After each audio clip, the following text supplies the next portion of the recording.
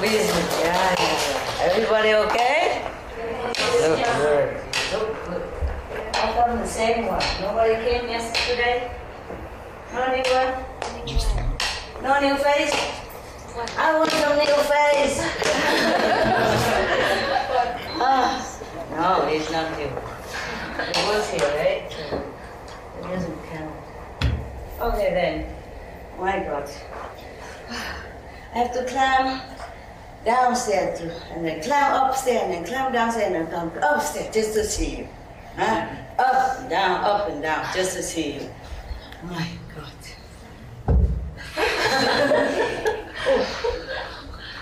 It's good I'm awake again. Today is a kind of drowsy day. Have you also been drowsy a little? It's not real, is it? Good. Yeah, anyway. Oh, just make myself look more decent first, huh? Okay, there you go. So did you sleep well all day? I know it. That's why I didn't wake you up. And it's good.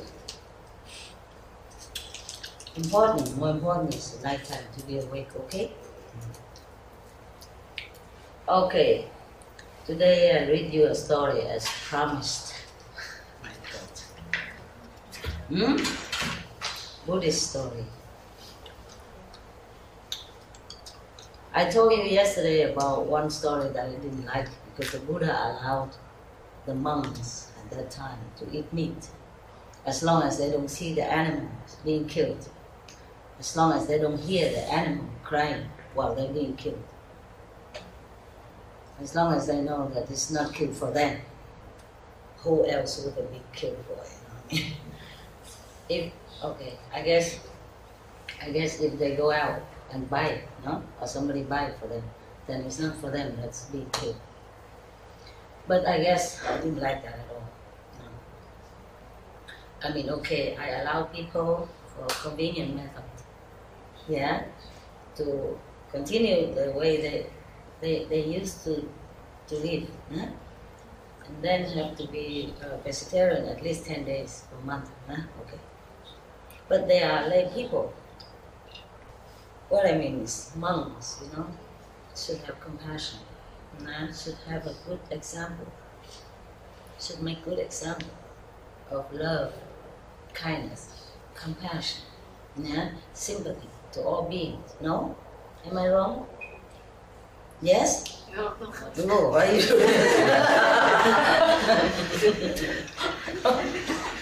not in the habit, right? Always must say right. Yes, ma'am, yes, sir. Okay, so even if I had wrong message, yes. I got you something. Oh, it's okay. What I mean is monks should be an example of love. That's why Master Kabir, you know, Kabir, 15th century saint, I think. 15, who cares? He died already anyway. He gone to heaven, so it doesn't matter which century, but I think it's 15. He made a poem, you know, mocking some monks, this kind of monks. He said, the yogi dyed the color of his clothes instead of his mind. Dyeing his clothes instead of his mind in the color of love. Because they wear pink, you know, saffron, pink, the color of love. Yeah, it symbolizes of love, the pink color. They go forth into the forest, leaving all their kings behind. And they grow, they look like a goat, something like that. You know, Kabir, he's something, yeah. I wouldn't dare say such a thing, but to repeat his poem is harmless, right? It's not right. Yeah, something like that, yeah. The poem is a little longer, but I don't remember. I don't even remember my own poem, yeah. When I was younger, you know, child, teenager, I remember everything immediately. I always won competition of quick memories. You know, they give you a long, you know, three, 4 pages of poem, and tell them to read it 3 times and repeat it immediately afterward. Or in the class, you know, whoever the teacher wrote something, you know, a lesson in poem, and then he erased that in after a few seconds and asked whoever can memorize. I always won. And now I forgot everything. I have to keep asking you, what was that? What did I just say to you? Yeah. You know, everything comes and goes, huh? The Buddha said, huh? If you're born, then you're bound to be old. If you're old, you're bound to be dead someday. And meanwhile, you suffer sickness and all kind of stuff. Huh? So, who am I to be different? Huh? Okay. Is yesterday the record okay? Yes. I mean, with the... Yes. Yeah, because I speak far, you know, sometimes. Okay, this story, I read it before I keep going on and on about everything else again. And then you blame me for whetting your appetite and don't give you the food. This is in one of the Buddhist sutra. I call it something like, I don't know if I translate correctly. Because I translated some from Sanskrit, you know, into Chinese. And from Chinese translated into Vietnamese, you know. And from Vietnamese now I translate into English, so you understand, yeah? You understand the accuracy of everything. Today we have a new camera, man, woman. Congratulations. I forgot. This is magic eye. The 4th eye. Sure. It feels better with this. Do I still look okay? Yeah? It's more scholarly, huh? More like an educated person, huh? Yesterday I became civilized and today I become more educated. Oh my God, what next? This story is about making offering to the Buddha and what kind of merit that resulted from that. Yeah, many of the Buddhist story are revolving around making offering to the enlightened one and his monk disciple. And at that time, sometimes they make offering meat as well. That's why I told you I didn't like it, that story, because one monk was sick and he said if he has meat, then he become better. I guess there were different kinds of monks at that time, you know. Some monks who eat meat, and so that when they join the Buddha's order, the habit is still there. So he just let them probably slowly get used to with the new civilized rule of life. Yeah. And that monk just eat just like that and didn't ask whether or not it is the three quality of pure meat on. Just some different kind of purity, huh? You know, like don't see them kill, don't hear them crying, and they're not kill for you. What's the difference? The difference is not about what kind of meat you eat, pure or not pure. The difference is that the main point is the suffering of that animal, no? Understand? Yeah. That's why I don't like it. And that's why up to now still there are some monks who eat meat, you know? I don't dare criticize anybody. It was because of that story. You understand? The Buddha allows it. But in many other sutras he said, no meat, no meat. If anybody who eats meat, then they're not my disciple. Yeah, in Saragama Sutra, and in the Lotus Sutra, the Buddha mentioned it, and many other sutras as well. And in another sutra called, the Earth Store Bodhisattva Sutra, again and again, it's emphasized the harm of eating flesh of other beings. Yeah?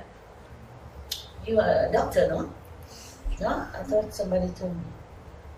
But you told me to wipe my eyes with the tip of the hair, and I always do that. It worked. When she was telling that, everybody was laughing at her. And I said, no, no, no, stop it. I want to listen. You never learn enough, you know? You learn, and if it's not good, you don't have to use it. But you must listen. You must be humble. Listen. Because I don't always have eyes drop around me, you know, when I travel. And her tip works, you know. When something in your eyes, you use the tip of your hair. If you have long hair. With her hair, I don't recommend, no. Oh, with the monks' hair, I don't recommend. No hair. When my hair's long, I can use it to rub it. And then somehow the hair is powerful enough to remove whatever in there. Yeah. But don't rub the end into it. Just rub it out, huh? Outside a little bit. Don't put the end of the hair in. It picks.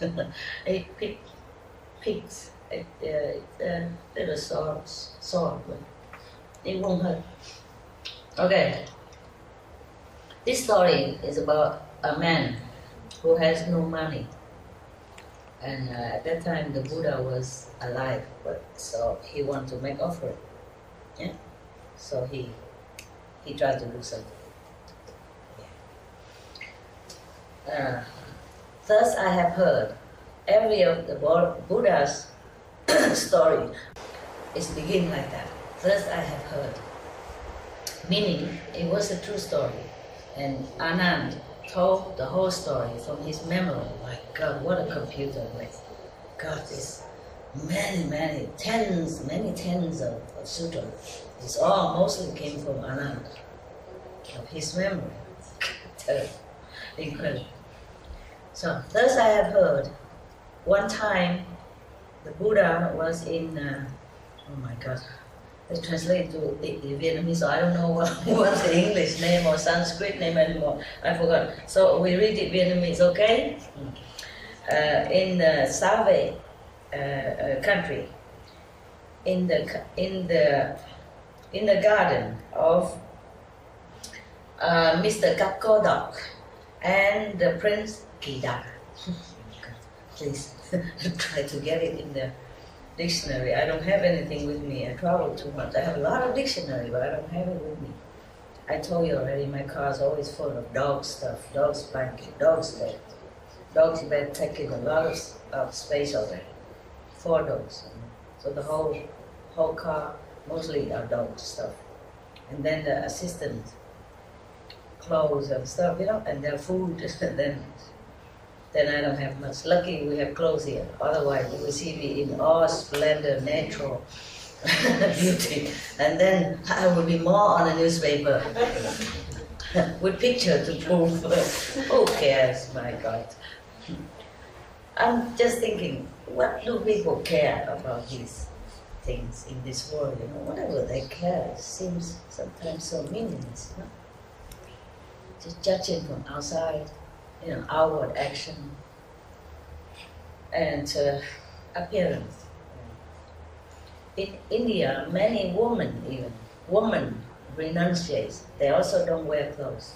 Truly, winter, summer. They call them maybe Naga monks or nuns. No, they don't take any clothes. They renounce completely everything, except some simple food, whatever offered to them just to survive, and the Ganges water. And if nobody give to them, they're not eating anything. Sometimes for many weeks. They use ash, you know, ash and maybe to put on their body to keep warm. That's it. Women and men. And in India, people don't make fun of them. People don't think they're trying to seduce somebody. No. They revere them very much. They understand. See? But if these nuns were to come here, oh God, the police will immediately be there. Well, then maybe they just give them some police uniform to wear. Damn, be decent. No, sao apa không sao. But probably they won't do anything.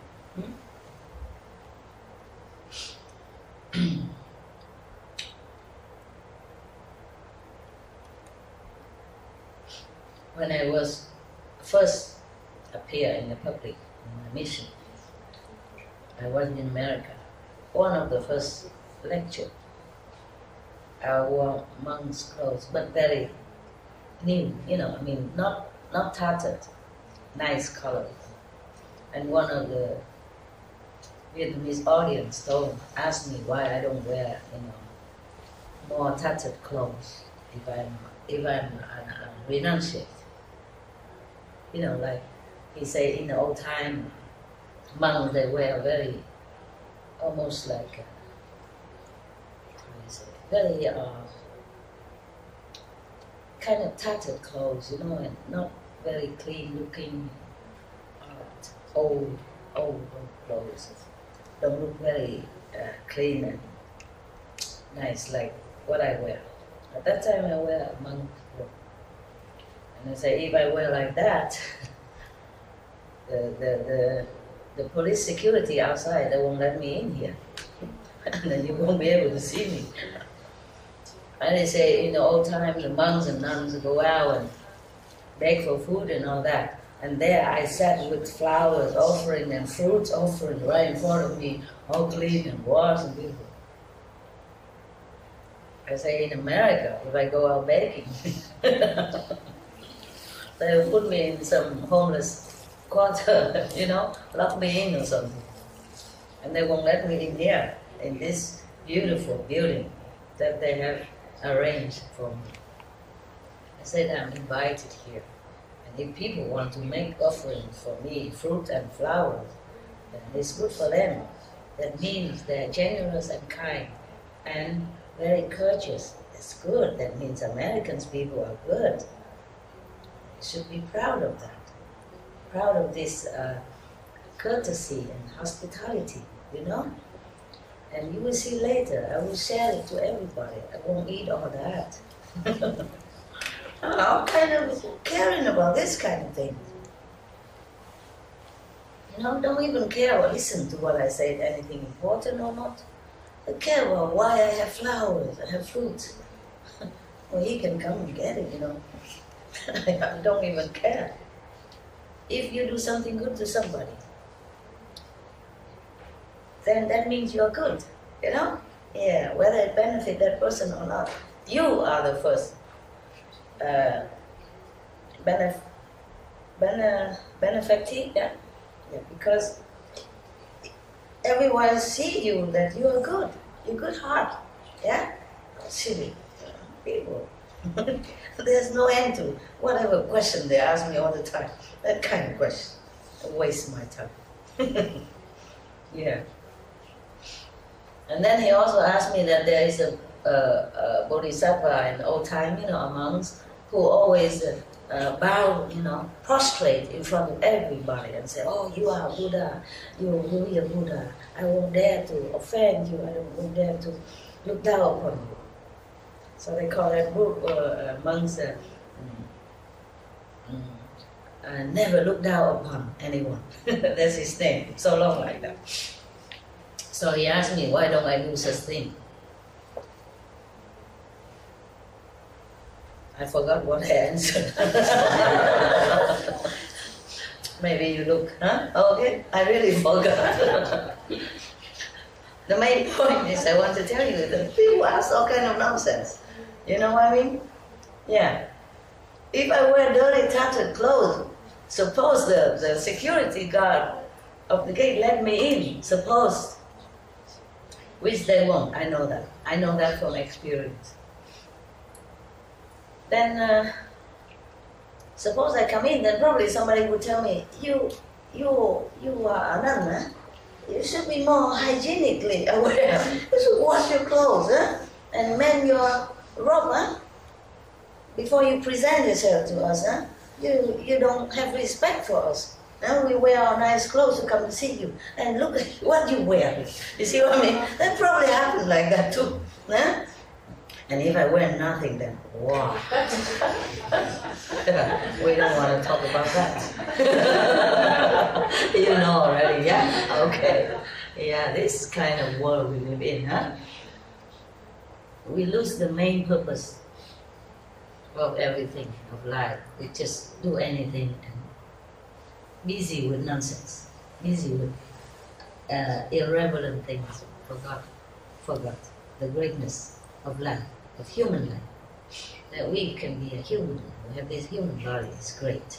We should appreciate it and use it for good reason, to be enlightened, to know a greater purpose of life, to know a higher self, to know more the real powerful self. Greetings. Okay. Okay. At that time, we come back. I'm sorry. The story is short, so I'm trying to lengthen it by all kind of other things. I don't mind, huh? You don't mind? Or you want to just read it? I can do it.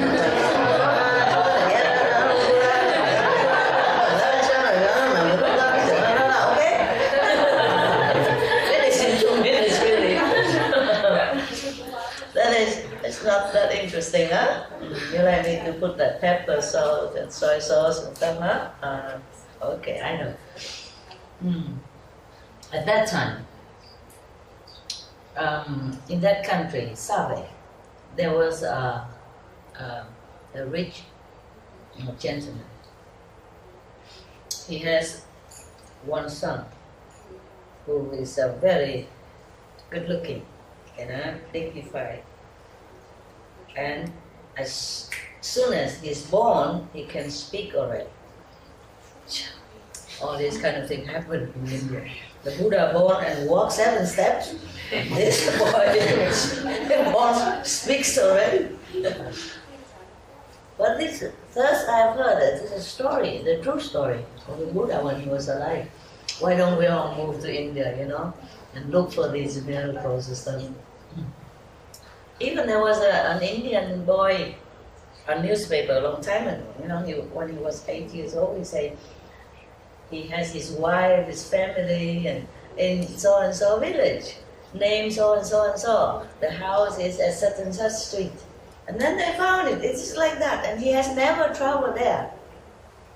He described everything correctly, how his wife looked like, how he was died, I guess, recently, and then still retains. Some people still retain the past life memory. Just sometimes they don't understand that it's a past life memory, and they become confused and they thought, okay, forget it, I'm going crazy or something. But children, they remember a lot of things, and they're in more contact with God until they became older.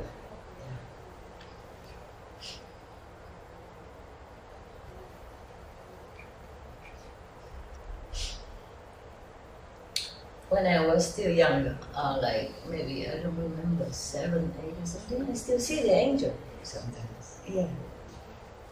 But I didn't even know there was angel, because they don't appear so clearly like see you, but almost transparent state. And I didn't even know that. So sometimes when I see that, I say, is that you, Ma? From afar, I thought my mother's coming. And then they disappear when my mother came in. Yeah, something like that. And I heard a lot of stars, they're talking. Not talking, but it's kind of communication.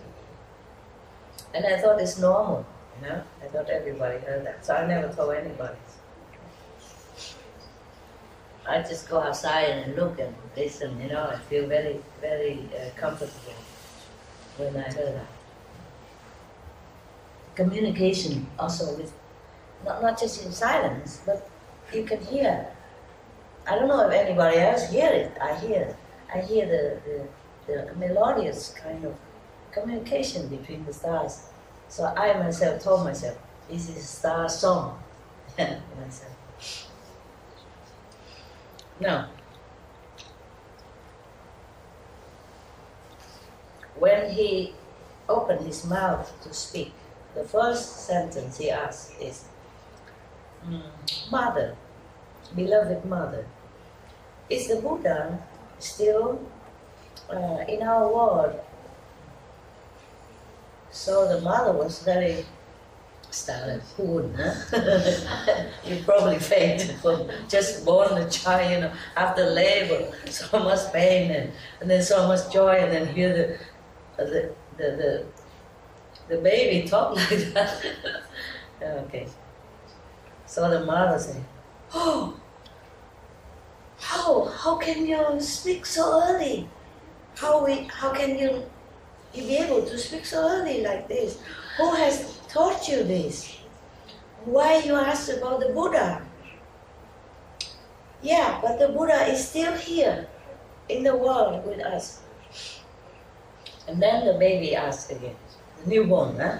Not just baby, but the newborn, the just born, just born baby asked, beloved mother, and Sariputra, this one I know, Sariputra Reverend is, and Ananda Reverend are also still in the world? So the mother said, yes, all these Reverend are still also in the world.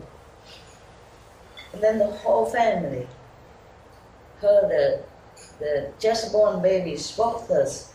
Everybody was so excited and they're talking noisily in the whole house, and you know, believing and not believing, and they're all very confused and very perplexed and very excited. And then the father went to the Buddha's residence, kneeled down in front of the Buddha respectfully with his Mahaprabhu joined in front of him and asked him,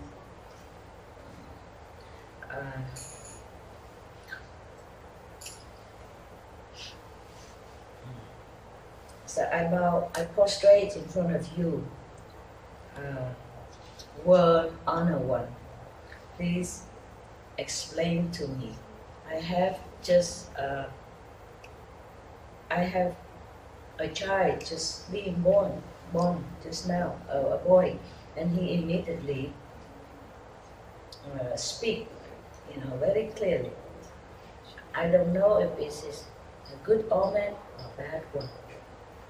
Would you please teach me, you know, explain to me, so that my heart has no more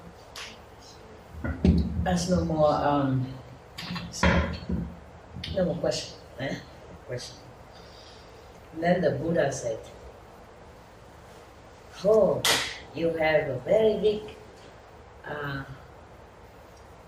merit. Yeah, a very big merit. This boy is very good looking, very bright in appearance. In the future, he will make your family become greatly honored in this human world as well as in heaven. Do not be suspicious or questioning about him. Be peace and take good care of him. Okay, so the rich gentleman was very happy, of course, and then he came back home. And then the baby just born baby spoke again. Beloved father, I would like to invite the Buddha and all his reverend monks to our house to make offering. Please, mother and father, prepare all the good seeds, beautiful, clean, and magnificent decoration, and make known the day that we can go and invite Buddha and the reverends. Then the father said to him, how how will we do that? To invite the Buddha and or his reverence monks are not an easy thing to do. You know, it's not like Buddha would come to any houses any time like that, you know, of course.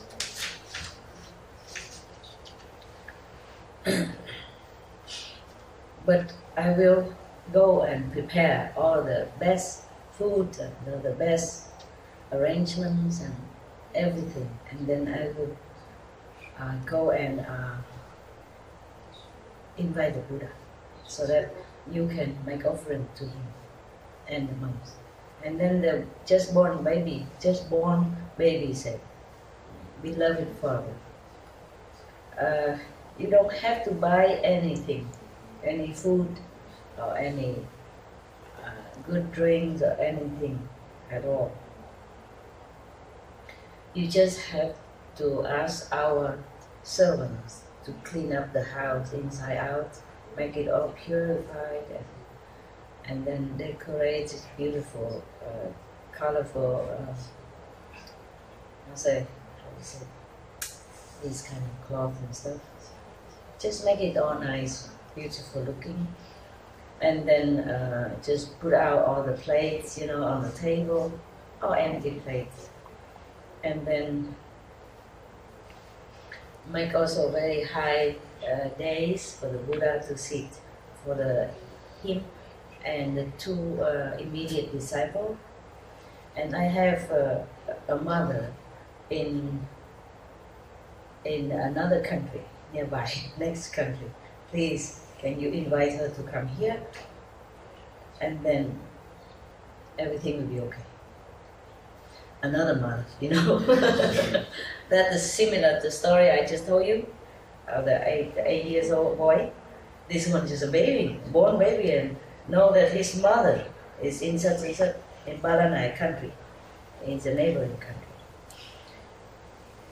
And the father was very, very pleased, yes. So he dispatched his subordinate that go with a beautiful elephant, decorated the elephant, to go to that country and bring the other mother, so that you don't get confused. You see, the last life mother brought it here, brought it back to the house. And then he did everything exactly like the baby requested. You know, just put all the table decorated beautifully, all the empty bowls and places already. Yeah. After he prepared all the tables and the plates, empty plates and bowl and all the utensils, then suddenly all the beautiful, rare delicacy, the best that you ever known of or not, all appear by themselves on the table, on the plate, you know.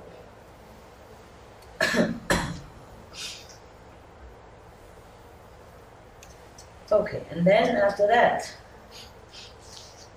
oh no, I'm sorry, the 3 high days, one is for the Buddha, and one is for the last life mother, and one for the present mother. Oh, what a gallant gentleman, huh? Good husband, huh? Yeah. So the Buddha sit, you know, in a higher one, and then the 2 mothers sit on the lower days. Good. He prepared all that already, and then he came and said to the Buddha, blessed Buddha, blessed world honor one.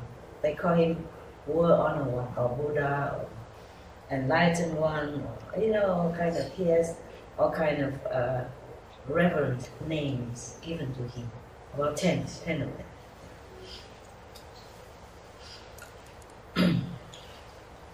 Our family are very, very respectful and sincerely invite world honor one and the reverend monks to come to our house for a vegetarian food, thank God. So that we will be blessed with this merit. Okay?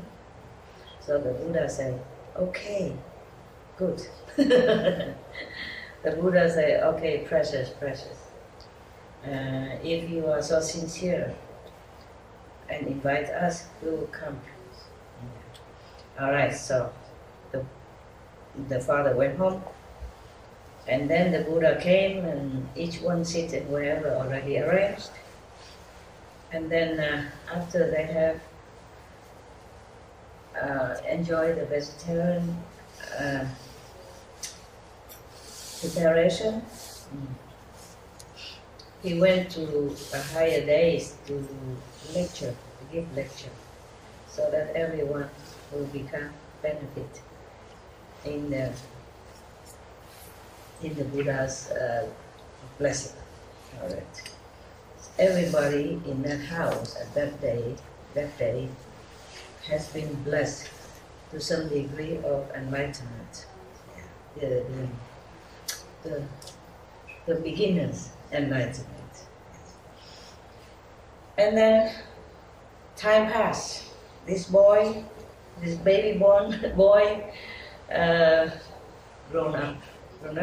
And then he went to the Buddha and asked for permission to become a monk in his order. And then he was very diligent. After a while, not too long a while, he has attained Arahant position. It's very high, okay? Because seeing such things, he say Anand, kneel down in front of the Buddha and ask the Buddha, prostrate, praise be Buddha. This baby boy, how come? By which merit that he has been born into such a rich family, rich and powerful family, and then also have such a beautiful appearance. Also now even that he attained Arahant level. What is that level? That's the third level, according to, compared to our method of enlightenment.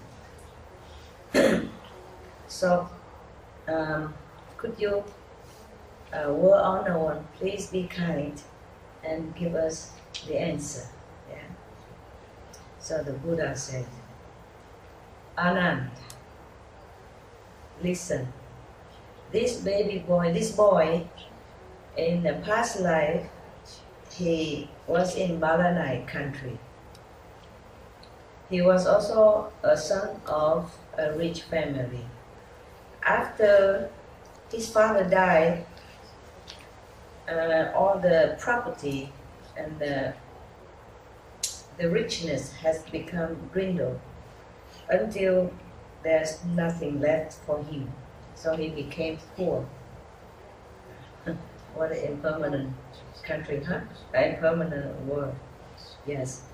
Even if you are born into a rich family, but if you don't know how to manage the inheritance, then also it will go. Huh? In Vietnam, we say if you just sit and eat, then even mountains will crumble. Okay. At that time, even though he has the opportunity to meet the living Buddha, but he has nothing to offer anymore. So he was very, very sad all the time. No wonder when he was born, he asked immediately, is Buddha still alive? He met him before, yeah, just a few months ago, I guess, before he was born, huh? Yeah. So he still remember, you know, That's why the first thing he asked is the Buddha still alive? Mother, is the Buddha still alive? Is Sariputra, Reverend, still alive? Is Anand, Reverend, still alive? Wow. Okay, so one time, and then one day, he thought about an idea, so he went to become a servant of a family in 1 year, for 1 year. And after 1 year, he asked the boss, you know, for one piece of gold. Yeah. What's that? Maybe just a small, you know, small piece. It's not 1 kilogram. They use different names here. I'm not acquainted with all this measurement of jewelry. I know about it, but I never know how much is this, you know, like 1 ounce, 2 ounce, 3 kilo, what. I just know 1 kilogram of gold, then I know. But lang, I don't know, maybe a part of 1 kilogram. Yeah, maybe everything. Maybe a couple of ounces of gold. And the boss asked him, oh, you want to marry or something? That's why you asked for gold? And the boy said, no, sir. Then why you ask for gold? You live in here, you eat in my house, you have clothes, you have a place to live, you don't need gold. Why you ask for it? So he said, sir, I would like to take this gold to go out and buy some food and nice fruit and every good thing that I can to make offering to the Buddha and the monks. So the boss said, oh, if you want to invite the Buddha, then I'm very pleased. I will help you. I will also buy a lot of food and decorate my house and invite the Buddha and the monks for you to make offering as well. Would you like that? He said, oh yes, of course. I added on. Because look, it is not here. Sorry, to be honest, you know, it's not written here. But of course, wouldn't you, huh? Wouldn't you say, I would like that, huh? Thank you, sir, huh? Okay. Yeah, he did say that. Oh, that is precious. That is very kind of you. If you and Madame has such a generous heart and help me like that, it is immeasurable merit. And then the boss, you know, take care and tell other servants to go out and buy all the best food and everything, prepare everything, and then ask someone to go and invite the Buddha and the monks for the lunch. The Buddha at that time don't eat after lunch. The monks also don't eat after lunch. That was the law at that time for monks and nuns. Monks in India. Nuns came after. There was no nuns before that. They don't allow women to become in the assembly of the renunciate. They worry the temptation, maybe. I guess. It's far away a little bit. Okay, huh? We don't have monks here, but we have men. Just joke. Okay. And then the Buddha and the monks came and accept the offering, of course, and they had lunch. And then after that, after Buddha told everything up to here, and then he reminded the Buddha, the Anand, that Anand, the poor boy who has became a servant to have financial ability to make offering to the Buddha and the monks, just one lunch.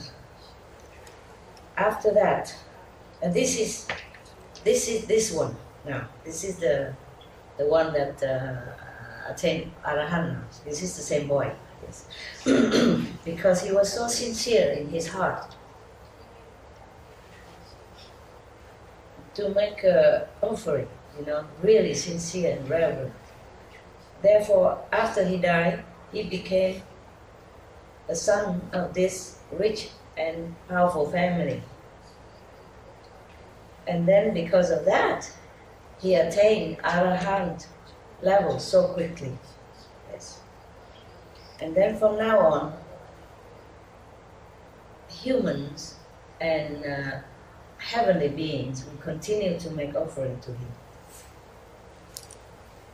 After the Buddha told the assembly this story, everyone was so happy, pleased, and their faith has multiplied. And they believe that making offering will bring immeasurable merit. Okay, that's done. Finished.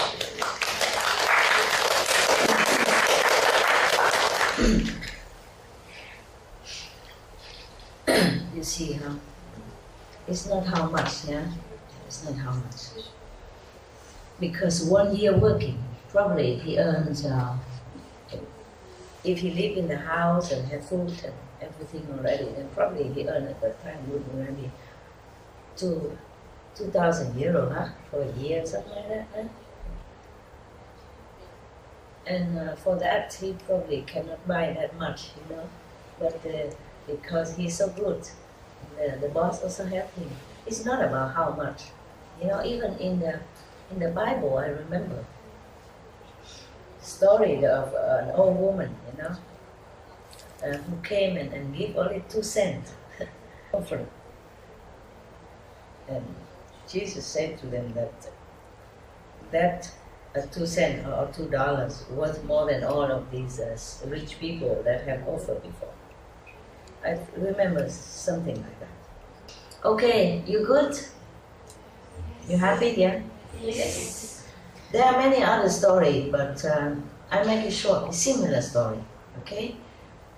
Like another person, some miraculous stuff.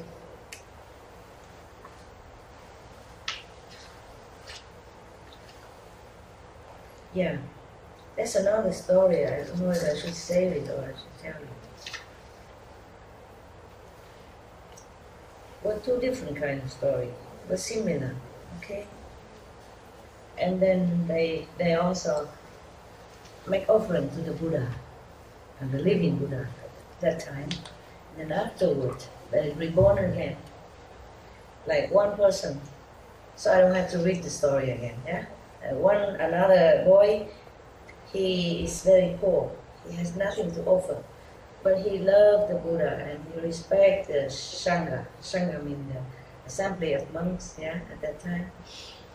So he was very sad. He don't have nothing to offer. But when he saw the Buddha and the Sangha passing by, he just spontaneously, you know, took some of the pebbles from the street, and different colored pebbles. You know, the pebbles sometimes they look different. And then he just, with all his love and heart, he kind of throw it where the Buddha and the Sangha was walking. And after that, he's reborn again. He met another Buddha, different Buddha, or maybe the same Buddha in the next life. And he also attained enlightenment very quick, high level of enlightenment very quick. But before that, when he's born, everywhere he goes, he has some kind of jewelry in his hand, you know, some precious stones all the time. If you give it away, then it comes back again. Just the stones will become precious stones because of the heart, because of the sincerity and respect for the Buddha. It's not that the Buddha wants anything, truly, because he has magical power too. He can manifest things for himself. He don't even need food or things like that. So he just go around and let people make offering to him, so that the people, whoever sincerely make offering to him, will have immeasurable merit and attain enlightenment in the future life or in this life. You see what I mean? Yes. Just as pebbles from the street, because he has nothing at all. It's because he has no time anymore to even think. So he just took the pebble handful, 2 handful of bamboo, and just throw it, after the Buddhas and the monks gone as offering. Like that. Oh, I guess. Goosebumps. And another boy, in another story that I read in same book here, same sutra, another boy, he also very poor. He has nothing to offer the Buddha and Sangha, but he was very sincere and he really believed in the Buddha and respect the Buddha and the Sangha so much.